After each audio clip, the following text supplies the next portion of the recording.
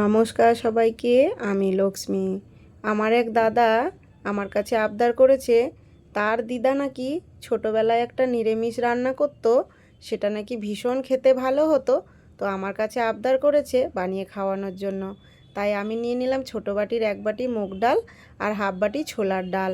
তোমাদের কাছে ছোলার ডাল মটর ডাল অ্যাভেলেবেল না থাকলে শুধু মুগ ডাল দিয়েও কিন্তু রান্নাটা করতে পারো। এটা খানিকক্ষণের জন্য ভিজিয়ে রাখবে, চেষ্টা করবে মুসুরির ডাল না ব্যবহার করার। এক টুকরো ওল নিয়ে নিলাম, আর ওলটাকে আমি পরিষ্কার করে ছোট করে কেটে নিলাম। প্রেসার কুকারের মধ্যে দিয়ে দেব, আর দেব পরিমাণ মতো অল্প জল আর লবণ আর একটু হলুদ দিয়ে একটা সিটি দিয়ে নেব ওলের কষ ভাবটা কাটার জন্য। 20 থেকে 25 মিনিট ডালটা ভিজিয়ে রেখেছিলাম। ডালটা মোটামুটি ভিজে গেছে।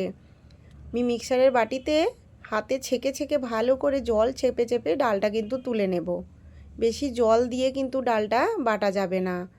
আর যেহেতু আমি মিক্সিতে বাটবো, তো বেশি সময় ভিজিয়ে রাখারও দরকার হয়নি। ডালটা আমি একটু খচখচে করে বাটবো, অল্প করে লবণ দিয়ে। ডালটা কিন্তু একটু শক্ত শক্ত করে এভাবে বেটে নিতে হবে। ডালটা বেশি জল দিয়ে বাটলে মিহি পেস্ট হয়ে যাবে, সেটা কিন্তু খেতে ভালো হবে না। তারপরে আমি একটা প্যানের মধ্যে অল্প করে তেল দিলাম। বেশি ছাঁকা তেলে এটা কিন্তু ভাজা যাবে না, তাহলে কিন্তু পকোড়া হয়ে যাবে। তার জন্য অল্প তেলের মধ্যে এভাবে হাত দিয়ে চেপে চেপে বড়ার শেপ করে আমি ডালগুলোকে ভেজে নেব। যেহেতু এটা মুগ ডালের বড়া বানাচ্ছি, খুব সুন্দর করে কিন্তু শক্ত হয়ে যাবে খুব তাড়াতাড়ি। আর মুসুরির ডালটা দিয়ে কী হবে, তোমাদের ওটা বড়াটা শক্ত হবে না। যখন রান্না করবে ওটার মধ্যে কিন্তু পুরো জল ঢুকে বড়াটা নরম হয়ে যাবে, খেতে ভালো হবে না। একটা ছোট মশলা বানাবো, তার জন্য একটা টমেটো আর এক টুকরো আদা, 3-4টে কাঁচা লঙ্কা, অল্প পরিমাণ সাদা জিরে দিয়ে একটা মশলা বানিয়ে নিলাম।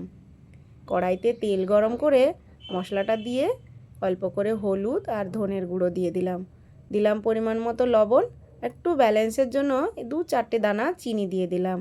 আমি কিন্তু নিরামিষ রান্নাটাতে একটু চিনি ব্যবহার করি, তাতে নুন মিষ্টির ব্যালেন্সটা কিন্তু খুব সুন্দর হয়। যেহেতু এখানে আদা রসুন পেঁয়াজ পড়ছে না, মশলাটা কিন্তু 2 মিনিটের মধ্যে তেল ছেড়ে দেবে। এভাবে তেল ছেড়ে দেওয়ার পরে সিদ্ধ করে রাখা ওলটা দিয়ে দিলাম। হ্যাঁ, আমি কিন্তু এখানে একটা আলু ব্যবহার করেছি, তোমরা চাইলে আলুটা দিতেও পারো, নাও দিতে পারো। মশলাটার সঙ্গে ওল আর আলু যখন ভালো করে কষে যাবে, আমি এখানে পরিমাণ মতো জল দিয়ে দেব। পরিমাণ মতো জল দিয়ে আলু আর ওলটা যখন ভালো করে ফুটে উঠবে, বড়াগুলো দিয়ে দিতে হবে।